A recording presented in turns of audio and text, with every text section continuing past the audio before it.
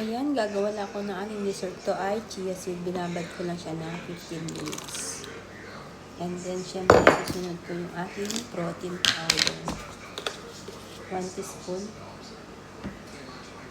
Kasi mahal yan. Syempre, yung aking yogurt. Ito yung gamit kong yogurt. Zero sugar. 1 teaspoon lang din. And then, syempre, yung aking gatas.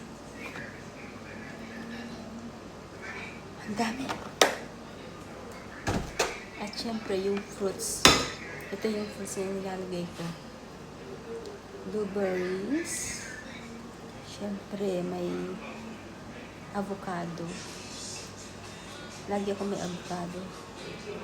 Tapos, strawberries. And then, ito yung paborito kong nuts. Walnuts. Ang sarap nito, promise.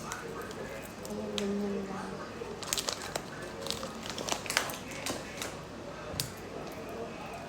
At syempre yung aking pampatamis. Zero sugar. May nakalimutan pala ako. Ito pala yung ginawa ko coffee gulaman. O, diba?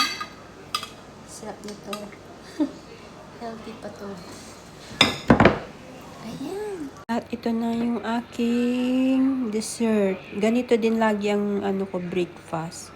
O. Diba?